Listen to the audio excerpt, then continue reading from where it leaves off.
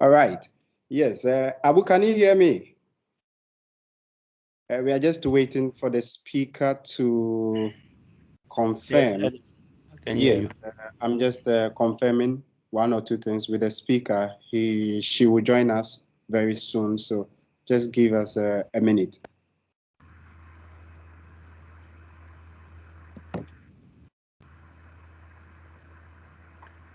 So, please, can we come on video?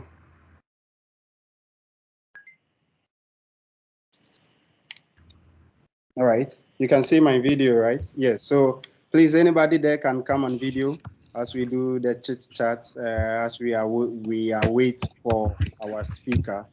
Yeah, Ronald, good to see you. Good to see you too, Anas. Yes. And How is South Africa? That's good. Yeah, it's nice weather as well. Okay.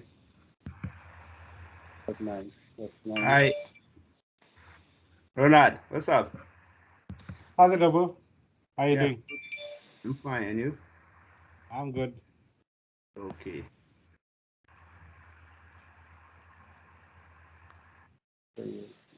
Just a minute. Joshua, what's up? Hi, Abu. It's good to have you here. Yeah. It's been a while. Yes, Charlie. You know So let's do this. I would like us to do some quick introduction for the attendees that have joined. It's going to be random. I'll start with Godfred. If you can share some little insights about yourself, what you do, just to give the speakers an overview of the kind of attendees we have here. So, Godfred, if you can hear me, Sure. kindly, yes, do some quick, maybe introduction about yourself, what you do, and what you are into. Okay. So I am Godfred the God, and I am a student studying computer science and engineering. And aside that, too, I do C# development, and that's basically all about me. Oh, okay. That's nice. So, what's your expectation for today's session? I am hoping to learn more from the speakers, and then also get to meet new people from here. That is fantastic, and that's why the community exists. We are there to provide platform for young professionals to, get together, know each other, and then try as much as possible to network. Yes. So I'm seeing Daniel Ado. If you can hear me, kindly unmute yourself and let us know what you do. Hello, can you hear me? Hello, I Okay. can hear you. Sorry, I think we have two Daniels. So maybe Daniel Adote. I'm seeing two Daniels. Yes. Okay. Yeah. Okay. All right, Daniel. Yes, please go ahead. Okay. Recently graduated from University of Ghana, computer science. Can you come on video, please? Keep your Sure. Okay. Sure. Yeah. So Priyanka is with us. So Priyanka, thank you for joining us. What we are trying to do, we are trying to let the attendees give us some quick brief about themselves. So you know what they're about and what they do. So yes, Daniel, can you quickly? Yeah, I currently work with Fidelity Bank as an IT support, and I'm more into Python programming, but I stumbled upon this group in meetups, and I decided to join this event and see what comes out of it. So that's it. That's wonderful. We are happy. We are happy the community is influencing people like yourself. We are happy to have you join us. Feel free to talk to any of the organizers as well. So yes, I'm also seeing Joseph. Joseph, yes, that's a great one. Okay, so hello. Yes, hello.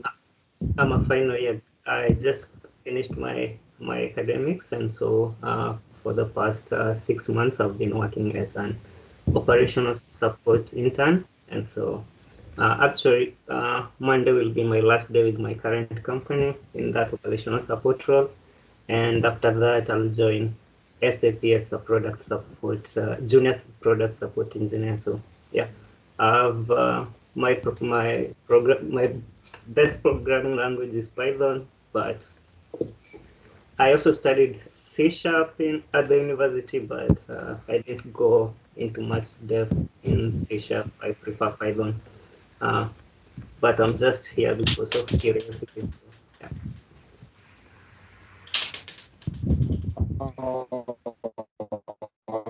Okay.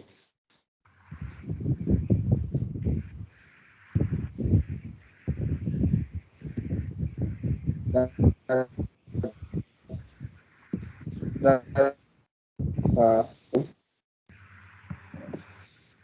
yes, sorry, I think my internet went bad, but I'm back online. Sorry for that. So yes, Joseph, we are good to have you join us. So I would. Is there anyone else? I'm seeing MJ. MJ, can you give us a quick intro about yourself and what you expect?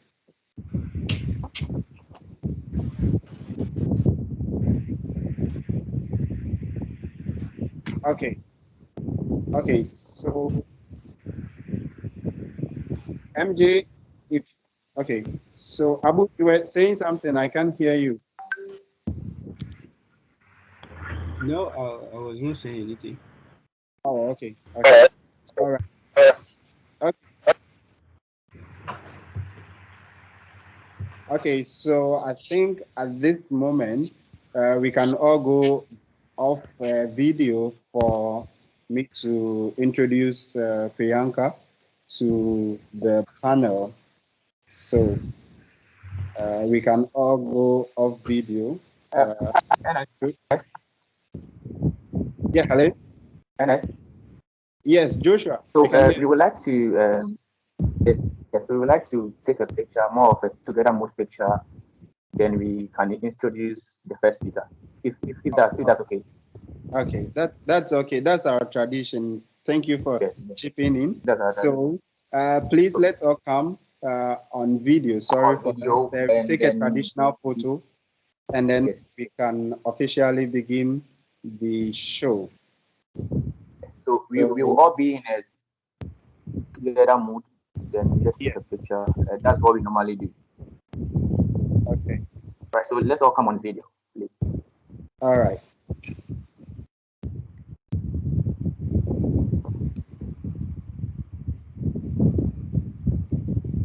So please, if you just join us, please come on video. We will just take a quick picture, and we will introduce our first speaker, and the event will start. Thank you. Okay, so all right.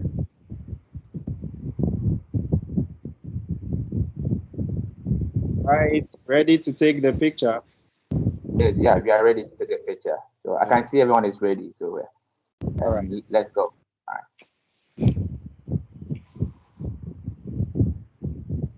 All right, Ernest, thank you very much. So the floor is yours now. Okay. All right. So I have a special Anna to. We can go offline, off video. Sorry, we can go off video. So I have a special Anna to introduce our beautiful lady Priyanka Shah. If I got the name right. That's right. Yeah, that's right. Yes. Okay. So Priyanka is a Microsoft AI MVP. She is also a solution architect. She has over 10 years of experience in the industry. She is also into analytics, data, and AI. And she's been working for, is it Avinash, if I'm right with the name? Correct, Yes. yeah. So we are honored and privileged to have such experience among us to share for the community.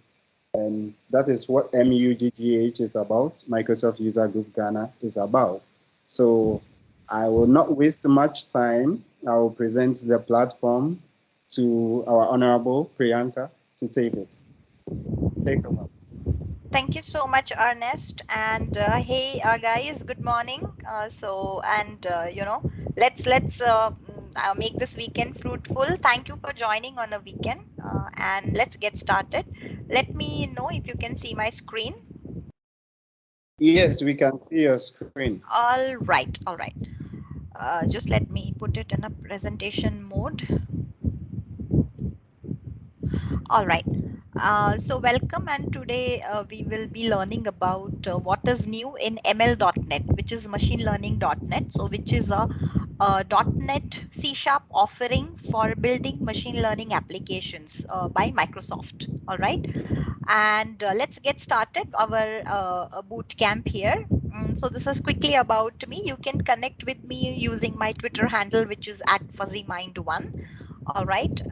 So before we start into before we start with C# and ASP.NET and machine learning, right? I want to take this opportunity to clear quickly the difference between AI, ML, and data science. So all these terms are used interchangeably, like artificial intelligence and machine learning and data science. So before we start with ML.NET, let us just quickly clarify what each term means. Okay.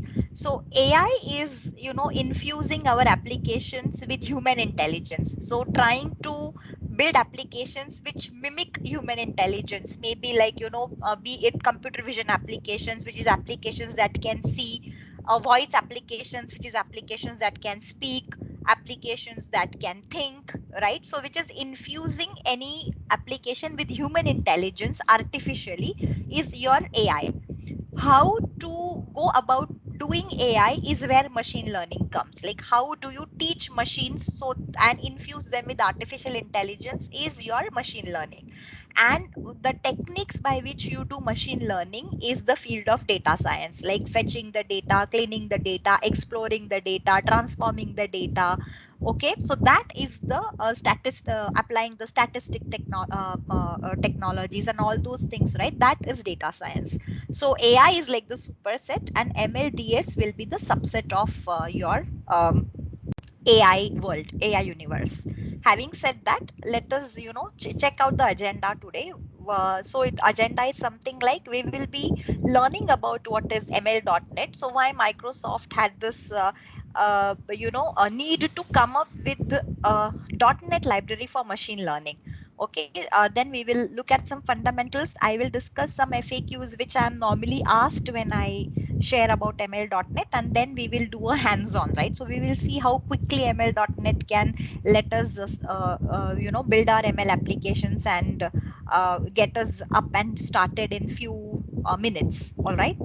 So when we talk of what is ML.NET, so it is an open source, free, and cross-platform library. So when Microsoft came up with .NET Core, the entire idea was to make it framework independent. That is also true with ML.NET. We will see that the final model which we build, the model file which is trained and which is built, you can deploy it cross-platform, can deploy it on any, can reuse for further training, can reuse the model and deploy it on Azure, on Linux, on web platforms, on cloud platforms, right? And ML.NET is like a full solution which allows you to train, build, and evaluate your machine learning model with the C# as your primary language of choice. It could be using C# or it could be using F#. Okay, so for people who have been programming with C# and using ASP.NET environment for most of their careers, then suddenly transitioning into the world of Python and Flask and deploying using Java libraries becomes a bit of a steep learning curve, becomes a bit of a challenge, right? And then you already have Microsoft.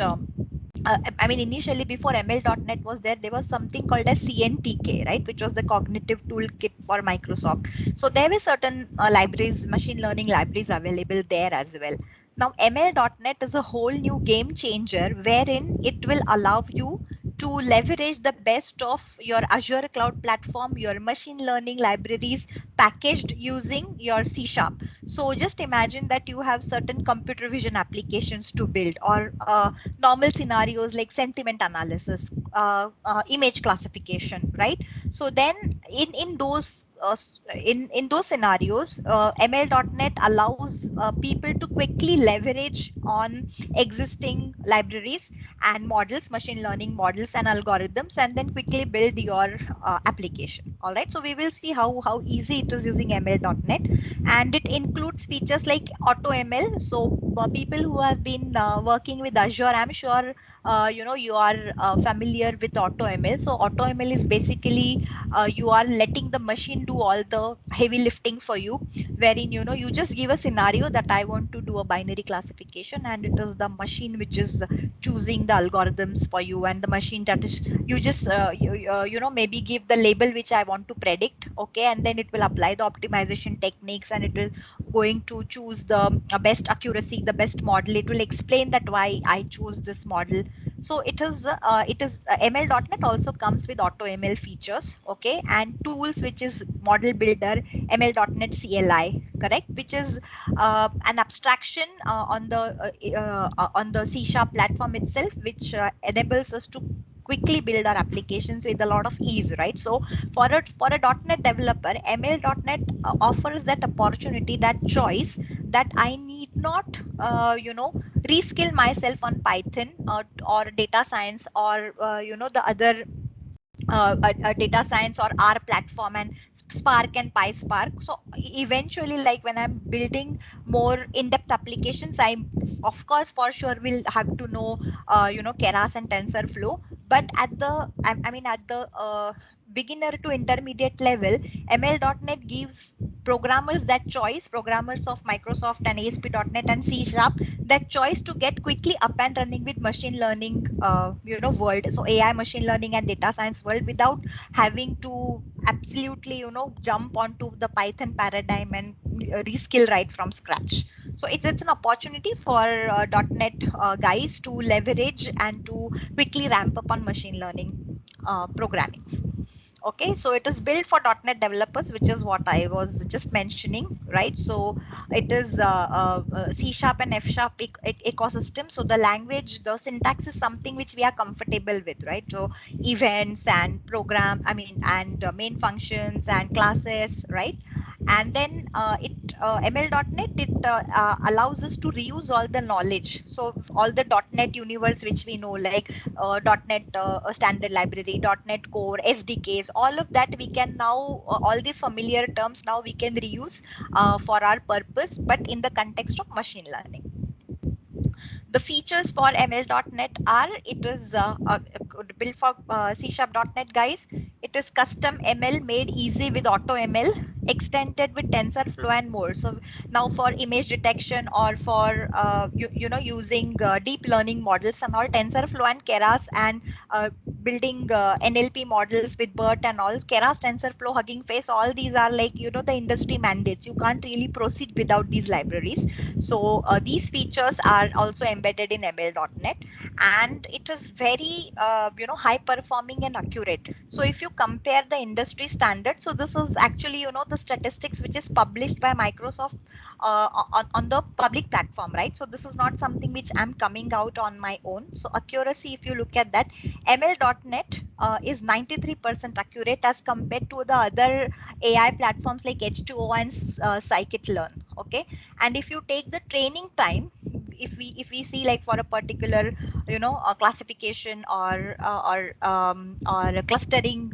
problem, ML.NET, the training time is maybe only 11 minutes as compared to scikit and H2O, which are taking more than, like, the one is taking 85 minutes, the other is taking 125 minutes, right? So just look at the accuracy versus the time taken. So in a very short period of time of training, the accuracy is like more than 93%, which in machine learning world is quite a huge accuracy, right?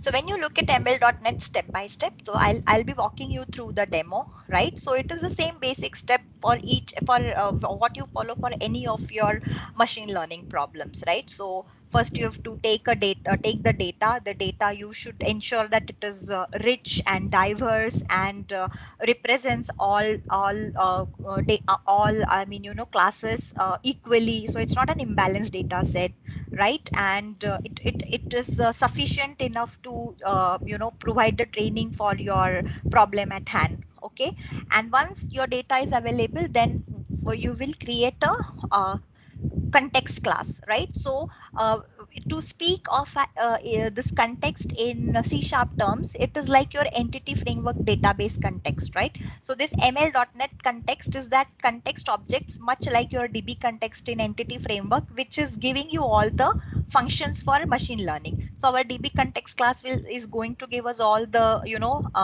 entities in our database, right? And then all the operations of the database. Much the same, this ML.NET context is going to give a handle to all our machine learning models, and then all our machine learning transformations and functions like prediction and getting out the result and stuff. So you will first create the ML.NET context, which is going to give you the handle to all our machine learning models. We are going to load the data, transform the data, choose algorithm. So load data meaning from my data source, load the data. Transform is like maybe you might have to exclude out null values, or you might say that maybe out of all the 10 features available, maybe only 2 or 3 are of importance to me, and then I ignore the rest. So that is transformation of data. Choosing algorithm, so we actually let the machine choose the best algorithm for us. We train the model, we evaluate the model. ML.NET model builder is going to give me why chose the particular model. Okay, so model explainability, and then depending on that, it will deploy and consume the model. Okay. Before I go to the ML.NET FAQ, all these things which we have already seen here, I would like to show you via a working demo, right? So let us look at the working demo here. So I have 3 different demos to show you. One is to show you actually how we can add easily machine learning projects to our normal console application. Okay, then how to consume the model, and then we will look at 2 advanced scenarios for TensorFlow image classification, and one is a movie recommendation engine. Okay, I also have another BERT Q&A ML.NET model algorithm with me. So maybe if time permits, we'll look at that. All right. Okay. So now we are looking at a normal console application, right? So this is, if you look at that, this is my normal console application, which is your, .NET Core 3.1 platform. So it's a normal C# .NET Core console application, nothing special here. Okay, let us convert this normal console application into a smart machine learning program. Okay, for that, the prerequisites are you need to have. So I'm using if you go to my Visual Studio, I'm using Visual Studio version 16.11.2. Okay, so any Visual Studio 2019 version which comes more than version 16.9 has the ML.NET model builder enabled already. Okay, right? If you're using Visual Studio 2017, you might have to install some VSIX extension for you to be able to add the ML model builder. Okay, so if you go to tools here, tools and options, then in the preview features, you can see that I have the ML.NET model builder enabled here. Okay, what happens when you do this enabling is, for example, now if I click here on my project and I right click and I say add, and I can directly get an option of add machine learning. So to my existing project or my existing solution, I can add a machine learning. So it's like you are adding an existing item or a new folder, right? So to my console application, I'm just right clicking and saying add machine learning. Now when I click add machine learning, it is going to directly open. So this is an AutoML scenario, right? Where I'm letting the machine choose everything. So this is an AutoML scenario.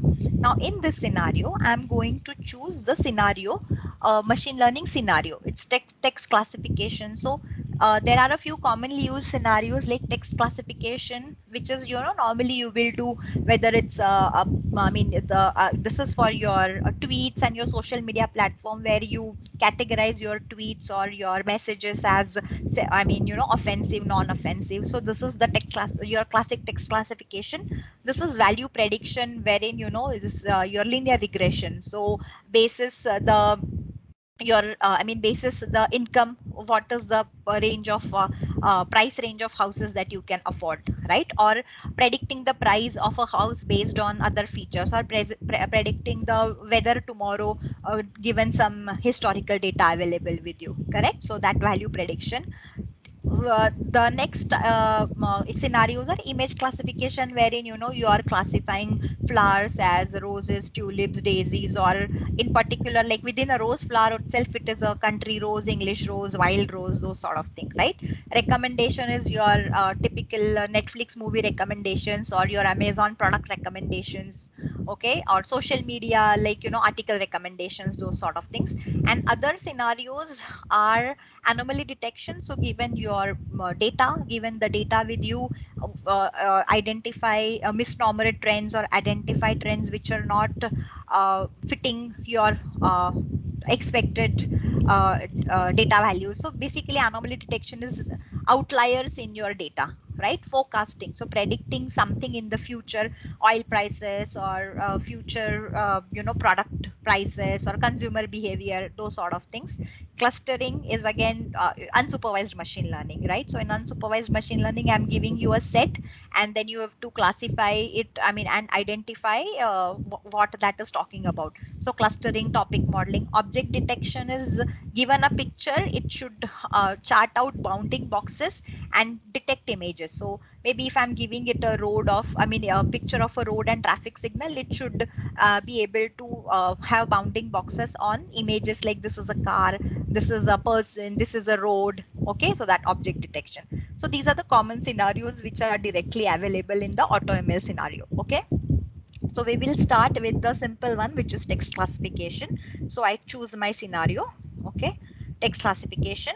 And because I'm running it locally, so it will the training will happen on my local machine, okay? Now again, maybe if you want GPU scenarios where you want to train like maybe terabytes of data or those sort of things, there are advanced configurations for that, right? But apart from that, if you see for normal problems which we are trying to solve, maybe my local machine scenario is perfect fit. Okay, so I selected my scenario, which was text classification, environment is local. Right now, let us get the data. Okay, so data, what I'm getting is a labeled a file from Yelp. Okay, and what that file consists of, it is a text file. It consists of two columns, column 0, column 1. Okay, so column 1 is the label, which is 0 or 1, which is offensive, non-offensive. So 0 stands for offensive, 1 stands for non-offensive, and the column 0 is actual text, like sentences like hi there, or get lost, or something of that sort, right? So my input, my data input I'm choosing is a can be either from SQL Server or file. Okay, so I'm selecting a file input. Now this is my file which I'm selecting. So my file is sorry, object detection. Okay, let us go.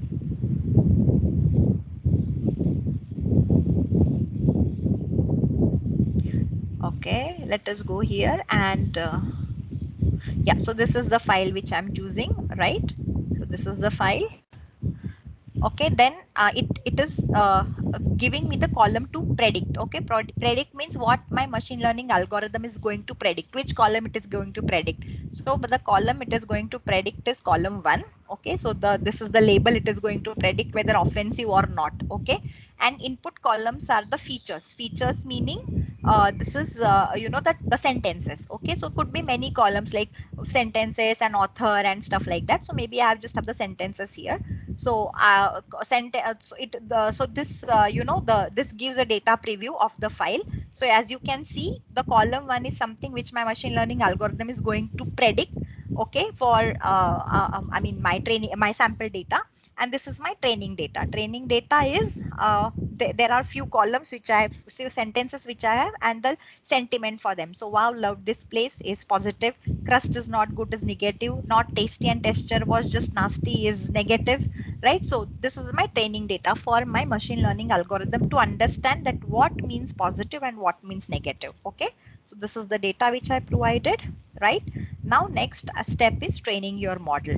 Okay, so the training model is something, you know, the longer you train sometimes, so don't just, I mean, just because the longer you train, meaning if your model size is somewhere in few MBs, maybe 10 to 20 seconds of training is enough. Maybe it is in GB, maybe about a couple of minutes is enough. Don't think that the more I train my model, the more accurate it is. Absolutely not. Sometimes mere increasing the training epochs makes your model very specific to your training set, and when you're showing it unseen data, right, real world data, maybe it will fail miserably because it is the model is too attuned or too much biased towards the training data set, right? So it doesn't mean that the more you train, the more accurate your model is. Absolutely not. So let us train our model for in the interest of time for maybe 30 seconds, and we start training it.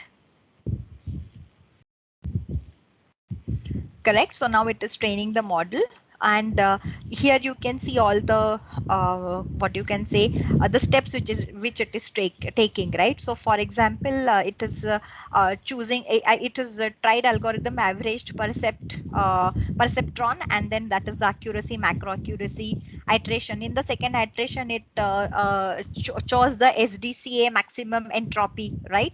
And then after some time, like, it is finalizing the model. Okay, and once it is finalizing the model, if you increase the training time to maybe 60 seconds, right? So in that 60 seconds, it will give you even more models. So now for 30 seconds, it tried to iterate over two different models. Maybe if you train for more, it will give you many more other, like XGBoost and other things. Okay, so it has debated on using the two models, and then it has uh, zeroed down on some model. Okay, so then it is giving that it has depending on the training time which we have given to it, it has decided on average perceptron model. Training time was around 40 seconds, and the best accuracy it found was around 82%. You can increase the time to 60 seconds and see it will give around 90% accuracy. All right. Okay, so now once I have trained the model, we can evaluate it. Okay, so once we are evaluating it, which means it will give me some sample text which I can enter, and I can click predict to see whether the accuracy is good enough or should I retrain, right? So I have the option to go back and train, and then it will give me a new version. Okay, so let us try and predict it. Let us say let us write something like get lost. Okay, and then let us predict it, and it should give me it is offensive, right? So it is offensive with 90% confidence. It is giving me a score of 90% and predicting the label as 0. 0 is offensive, so which is correct, right? So then I will try maybe a couple of predictions here, and then I will say, okay, my model is doing a decent job, and then it will auto generate the code. So now when I click on this code, it is going to add, when I click on this code, right, it is going to add these two projects, which is your ML demo console app, and which is your ML demo ML model, right? So these it is going to add, which is so this one is your generated machine learning train model. A zip file is generated, ML model, and a console app is generated telling you how to consume the model. So in the console app, you are given a sample of how to consume the model. So the most important code piece for us is this ML model, which is generated, right? So consume model is our model, machine learning actual model, which is based on the zip file, right? So this is in your Python and data science world, this is your pickle file or your joblib file, which is your final trained model. On based on that formal trained model, you get this C# abstraction, which is consume model. Okay, so this is model input and model output. Model input is the input which you are giving, which is the sentences, and the output is the prediction, the label which you are getting. Correct. And now what I do is I go to my initial console app which I created, right? My simple console app with a static main function, okay? And then I'm just going to uncomment the data here, okay? So I'm going to uncomment it.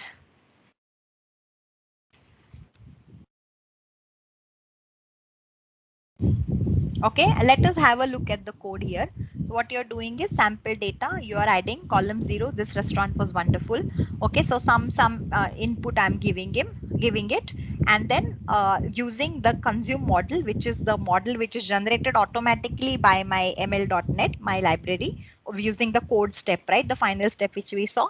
So this is generated. So when using the consume model.cs, I'm going to now predict the sentiment. Okay, so the result is consume model dot predict sample data. So I just gave an input, and it is the consume model is a machine learning model which is going to predict, and then I'm just saying that if the prediction is 1, then the sentiment is positive, otherwise it is negative. Okay, so the label which is given to me, if it is 1, it is positive, otherwise it is negative.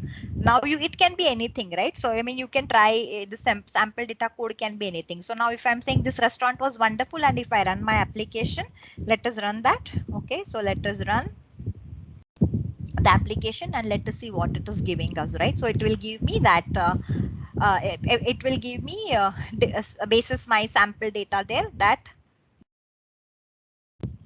let us see, the sentiment is positive, right?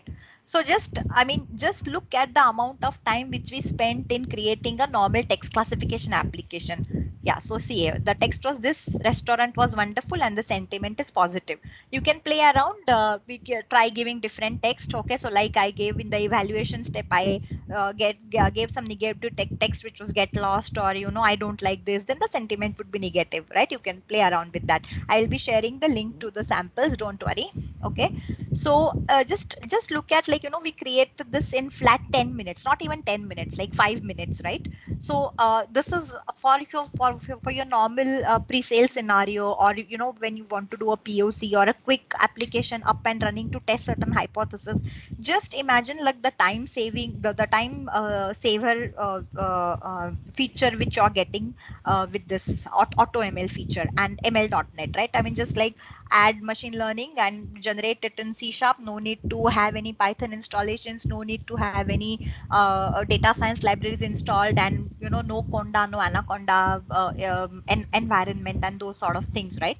So the just your normal Visual Studio and your C# knowledge, and then some basic of whether you want to have a supervised learning, unsupervised learning, binary classification, image classification, object detection, and just get up and running with whatever you want to do, right? So this is the ease of machine learning.net, which ASP.net provides you. I hope that you find this feature interesting enough to go and experiment with it. Very easy to use, and you can appreciate the ease of coding machine learning using C# paradigm, right? Let us look at some of the advanced examples. So this was a basic example for your text classification, and as you can see that we have our text classification sentiment detection application up and ready within minutes. Okay, and in a language which all C# programmers will understand easily, correct? So let us look at some other interesting examples. So one is the TensorFlow image classification. TensorFlow image classification will let me classify unseen images on a model which I have trained. Okay, so I have trained my model to detect images as chair or not. Okay, so I have trained my image classification model on chairs. Okay, so office chairs, and then if I give it a picture, it should tell me whether it is a chair or not, and what is the confidence with which it is predicting it is a chair or not. Okay, so let us start this. While it is starting, there is another application which is our movie recommendation application. Movie recommendation is our normal application where basis the history of movies which the user has watched, it will recommend it depending on the type of movies the user has watched. So there are 3 personas. Depending on type of the movie the user has watched, it will give it recommendation history. Okay, so let us look at the TensorFlow image classification. Maybe I will choose a file. As I said, I have trained it on detecting chair pictures. Okay, and because I trained on very small data sets, sometimes the predictions may not be very correct also. So let us say, like, what it is trying to do. Okay, so I chose my file, I upload file, and then the predicted label is, it is a chair. Okay, and probability is 99%. So 99% it is trying to predict that the picture which I uploaded has a chair in it. Correct. Maybe if I choose another file, and let us see IFL also. Maybe, if my training or my accuracy is not good enough, maybe it will try to categorize IFL also as a chair, right? So correct. So I mean, this my model accuracy is not very good. So predicted label is, it is still trying to classify it as a chair with 100% probability, which is, maybe my image classification algorithm was not good enough, or I need to fine tune it, right? So this is a quick check again, quickly, whether to to determining whether my algorithm works correctly or not, right? Another scenario, the movie scenario which I was talking about is uh, yeah, movie recommendation. Okay, so movie recommendation, if you look at the movie recommendation, basically I have three personas here, and depending on the, so let me look at the, okay, I'll go at the home page. So basically, I have three personas here: Ankit, Amy, and Cesar. Okay, and then depending on their movie preferences, so I have some movie history on that was stored in my SQL server, and basis the type of movies they had watched, my ML.NET has generated movie recommendations for them. Okay, so if we look at Ankit's persona, okay, he had watched movies like Heat, MI, Home Alone, Terminator, Independence Day, My Best Friend's Wedding, basis the movies he had watched, and basis the type of rating which he had given. So he had given, a thumbs up for Home Alone, and for all the others it was like a thumbs down, right? So depending on that, the recommended movies which were given for him. Okay, yeah. So depending on that, if you look at this recommended movies, then the recommended movies which are suggested for him are, because he's watched Home Alone, it is Home Alone 3. And because it seems that, he's more into a genre like of kid movies, then they have recommended him Harry Potter and Chamber of Secrets, and maybe, some action movies like Gladiator, Casino Royale, right? So depending on the choice of movies which he has. Okay, so let us look at switch profiles and look at Amy here. Okay, so Amy also like the same movies, but now her reaction to the movies is different. So she has watched Heat and liked it. MI, she's liked it, but Home Alone she's not liked it. And my best friend's wedding, she's not liked it. So maybe kid and romantic genre, she's not liked it, and other she's liked it. And now if you see that, between all these six movies, if I click the recommendation option, the movie recommendation for Amy is uh, so for I mean, Casino Royale type movies or Gladiator type movies, the recommendation is high. So maybe, depending on her choice, Home Alone is very low, Harry Potter is very low, because she's disliked Home Alone and she's disliked My Best Friend's Wedding. So maybe Home Alone, Harry Potter are recommended with lesser uh, confidence, or face off is, but movies like Casino Royale and Gladiator are recommended with a higher rating for her. Okay, final, let's look at Cesar. So Cesar again, same thing, like he's not liked Home Alone, but all the other genres he's liked. Okay, so let us click on recommendation now, and then so for him, if you are seeing that, again, Casino Royale and Gladiator are movies which are recommended with higher confidence. And of course, because he didn't like Home Alone 3 and Harry Potter are genres which are not suggested to him, not recommended for him, right? So again, these are some of the things which I built purely using ML.NET code. Okay, so if you see the movie recommender, this is the model. Okay, so this is the data. I have the files with me, my training files. This is the model, the zip file which was generated. Okay, basis the model. Okay, this is the movie recommender system. Okay, wherein MVC application, which is actually consuming the movie recommender model. Okay, and then giving me all these recommendations. Correct. Even if you go for the TensorFlow also, the TensorFlow is a total single web app, okay, which is taking into this. If you look at this machine learning folder, it is actually building a TensorFlow model. So this is the model.pb file, right? And it is based on this labels .text, which is like there are two chairs, which is green meeting chair, or which is a high metal chair. So there are two labels to predict here, right? So that's why my accuracy was very bad, because I based it only on two images, right? So that's why even if I showed it an Eiffel Tower, it gave me sort of recommendation like it was a chair, right? Okay, so this is totally, as you can see, image classification, object detection, and movie recommendation. All of these, our classic machine learning libraries, are built using C#.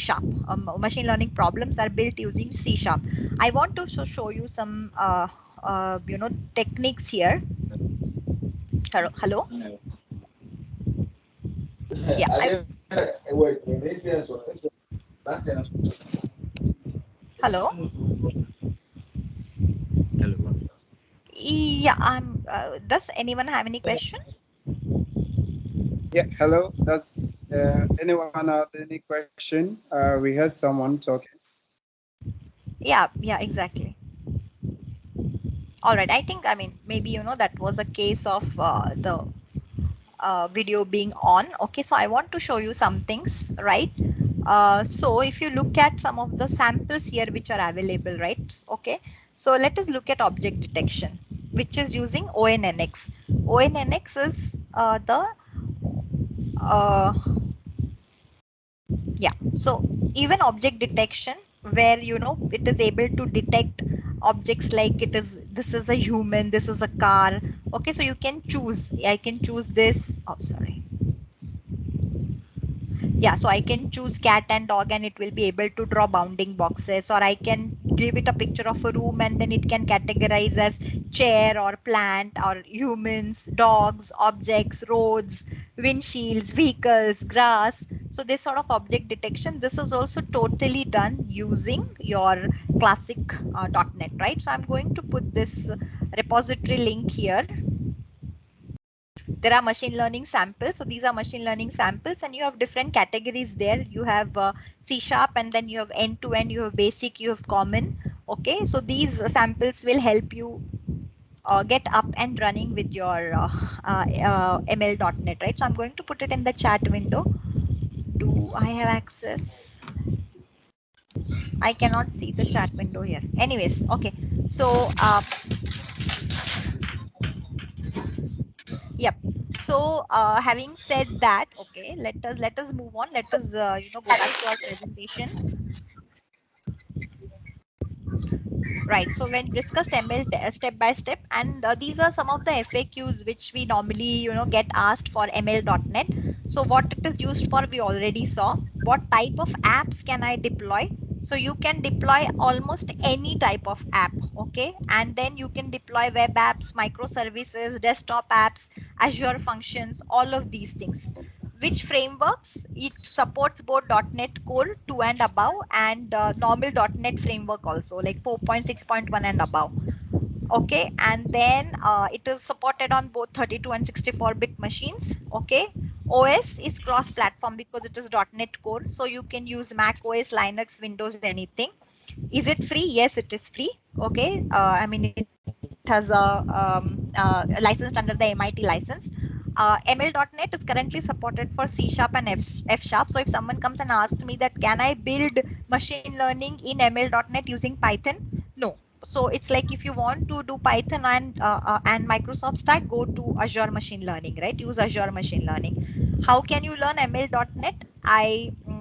Strictly, I mean, I will absolutely tell you to go and just start your first up and ready experiment, which is shared in the Microsoft Learning docs.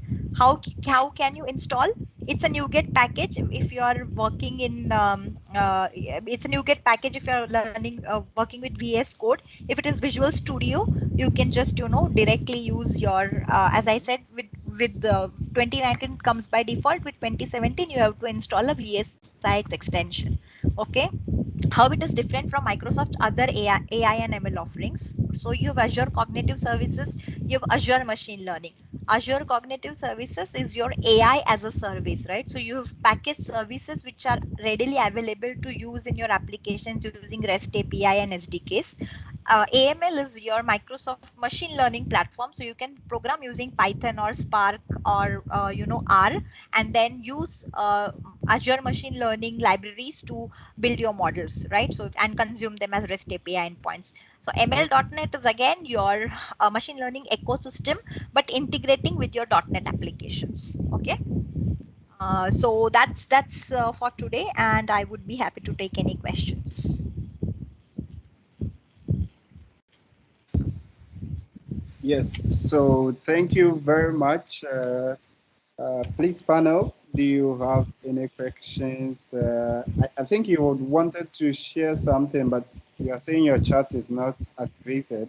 Yeah, exactly. Wow. Okay. You can share that with me. I'll just put it in the chat. But panel, yes, such a wonderful insight about ML. We've all seen the overview of it. We've seen the application of it. At this time, I would want us to take more questions. There's more time, so feel free. We are still on time, so feel free to ask the experts any kind of question that you would want her to address for you. So, yes, we will be taking questions. Yes, I want to hear the developers. I know you are there. Just feel free and unmute yourself and then ask the questions.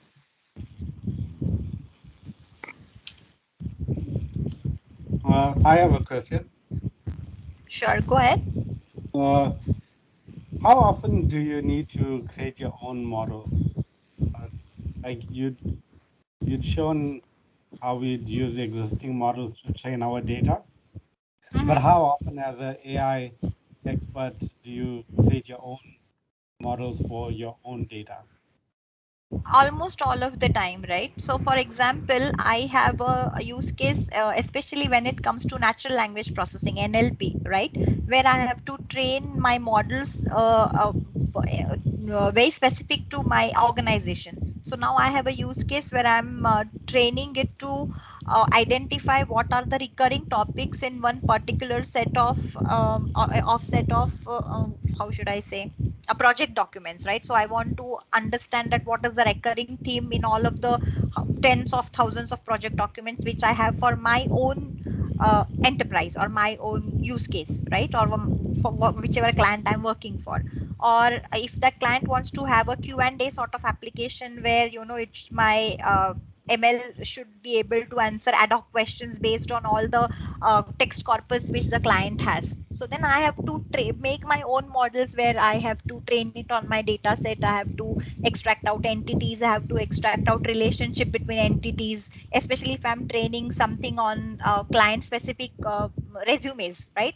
So XYZ person has XYZ skill set on ABC project, so many years of experience between this age group. So extracting these entities, annotating the text, so labeling the text, and training it to do its own entity and a relationship extraction, all of these things. So most often, most of our use cases, you have to try and build your own models, like most of the use cases which I work with currently. Even for image and object detection, so currently we are working on a computer vision project for a telecom company, wherein they have to actually send us models of their ducts and cables. So they are laying these mobile for your telecom routers and all, they have to lay these cables, right? So they will send us the image of those cables. So I have to train my image detection model on the client data set. So it should understand that what is a cable, what is a duct, whether that cable is done properly and jointed properly. That image detection I have to train on the client specific data, right?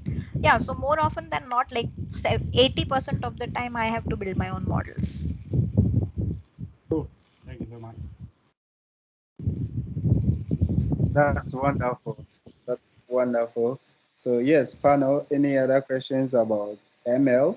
I have a kind of question. I want to know, will machine learning be, I mean, reducing the number of developers we would need in terms of job? What do you think? Your opinion on that? No, no. See, the thing is, no. See, that is a myth because if you see, like, about 2 decades ago, IBM's Deep Blue was developed to beat Gary Kasparov in chess, and maybe 2 decades after that, Google developed Go, which could beat, Lee Sedol, the Go player, right? But I mean, apart from these two isolated occurrences and few RPA, like robotic process automations and all, I don't think that AI is here to replace humans, right? So it may augment, like, machines and humans will coexist, and you might have to reskill, you might have to upskill, right? But otherwise, it's not as if the machines are coming and the Skynet is going to take us over and all. So all those eventualities are not going to happen. And yeah, I mean, and I mean, if you look at companies like Microsoft and Google, right? They are actually using AI for better as initiative. So AI for Earth, AI for culture, AI for community, AI for humanity, AI for animal conservation, right? So all these initiatives, I'm sure that AI is here to coexist with us, not to replace us.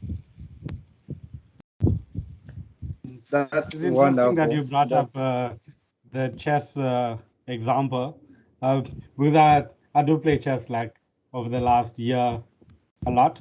So I followed like how artificial intelligence is used in the chess world. Some of the moves that chess engines make is, it feels random at times, but because they think at such a high depth, it's, you can't really interpret it properly. So I don't think it would replace humans, but maybe That's exactly. we'd understand how to think deeper than our Correct. level. Yeah, exactly.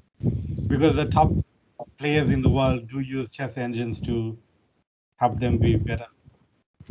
Right, correct. No, absolutely. As I said, right, it is here to coexist and make life better for us, but not to replace us. Yeah. exactly. That's wonderful. Panel, we are still taking questions. Okay, I see Daniel. Daniel, kindly speak. Yes, yes. Can you hear me? Yes, we can. Yeah. So I want to know if how good is it with hybrid models? How accurate can you create hybrid models with ML.NET? Yes. So, can you give me an example of hybrid?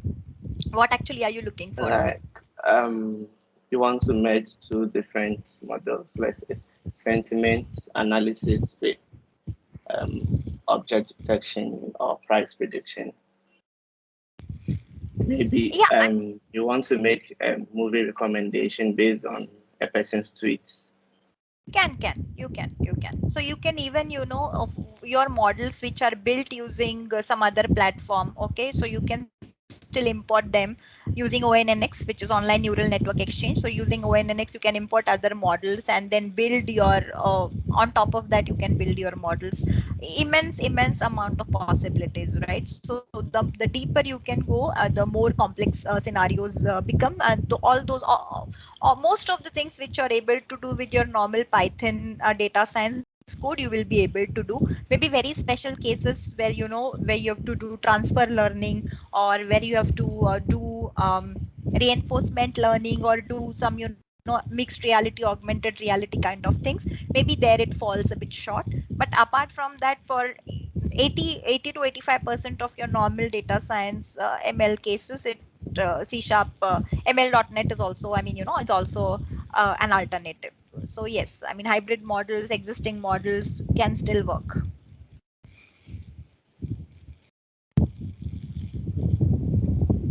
Okay, so Joseph, you can ask your question. Okay. Okay. Hi. We have had cases where we had technology bias, and we usually find like sometimes we have AI algorithms that longer classify maybe like people, and that causes racial discrimination and all of that. So is the problem about insufficient data, or what's the problem? Correct. Exactly, right. So see, I keep on telling people that your algorithm is only as good as your data is, right? So it's not the algorithm which is at fault. So I always give a example of the Amazon recruitment AI. What the Amazon recruitment AI used to do is, for any given job description, most of the time it used to bring out the profile of a white male person, okay, white male candidate, because that AI was fed and trained on data which is predominantly done by some XYZ nationality of people, and trained by a few persons who did not use diverse data. So if you have a bias or imbalance in your data, that is inherently because of your data lacking diversity, your data lacking the demographic representation that it should have. Even for loan applications, your loan applications normally will rely on your income, right? So the higher your income, the higher your credit score, and the lower your liabilities and stuff like that, right? But then what about students, or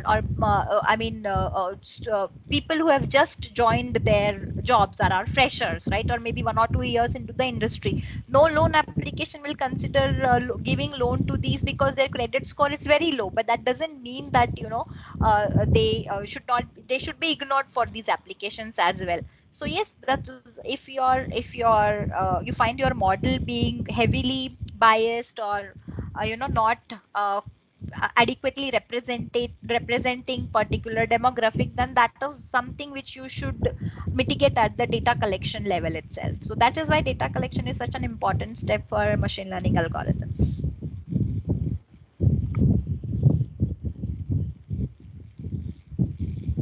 Okay. I hope, Joseph, you're okay. Is there any more questions you want to add? Feel free. You can I'm good. ask as many questions. You're okay.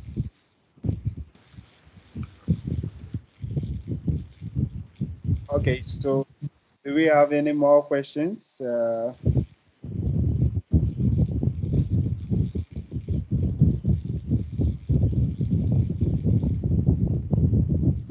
Okay, so I think it's 11. We still have more time to take your questions. So feel free, ask any questions. This is the time you have an expert around for you.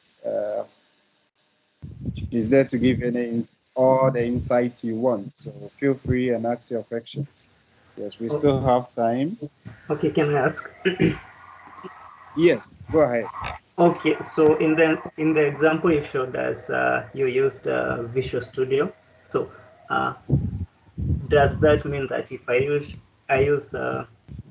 VS Code, I have to create the model myself, or will it be generated by Visual Studio? By No, VS no, Code? VS Code also. VS Code also will VS Code also, you need to install those ML.NET extensions, right? Can be used using VS Code also. Anything Okay. which is done by Visual Studio is replicated by VS Code. Oh, okay, perfect. So Ernest, I have sent you the message, the samples where people can start with their ML.NET journey. So maybe you can share it to everyone here, so that they Yes, can have access to the source code. sure, sure. I'll do that. I'll do that once you get it to me. So, yes, we are still Yeah, taking more questions. I already messaged you. So Okay, okay. Let me see.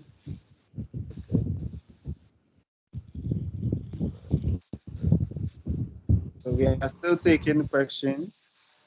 Uh,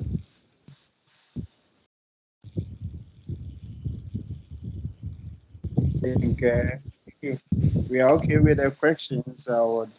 Priyanka will be online.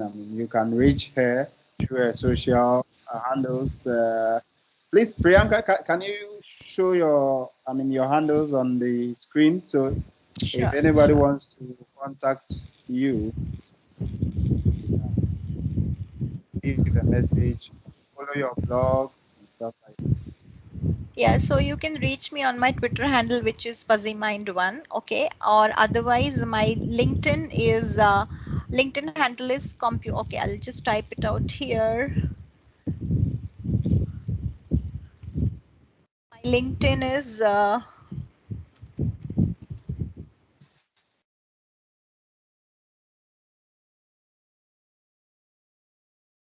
this is my LinkedIn. You can reach me here on my LinkedIn handle. But most of my, most of my communication and my blogs are shared via my Twitter handle, right? So most of my upcoming events and talks are also shared via my Twitter handle. So yeah, just feel free to anytime connect with me. And yeah, I mean, I'm online. So any doubts, anything, you can always reach me. Okay. All right. So it's been a wonderful section and insight. Priyanka, on behalf of the community, I would like to say a big thank you for honoring this invite to share your knowledge and experience with the No community. problem. We most appreciate that, and we look forward for more sections in our upcoming events. Absolutely. All the best, Uh, guys, and I mean, I wish all of you a good weekend of learning. And I got to rush now. I have a concert to attend for my baby.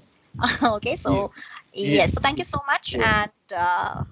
bye bye. Thank, thank you Bye, very much. guys. Thank you Bye. for Have the a good day. section. Have a good Hi, weekend. Bye. Yes, Priyanka. thank you Hi, very much. Priyanka. Okay, Hi, bye. Priyanka. Yes. Uh, Yes. Yes. What country are you in? Hello. What country are you in? Singapore. Singapore. Wow, that's amazing. You are looking so beautiful this morning. And enjoy your day with your kids. Thank you so much.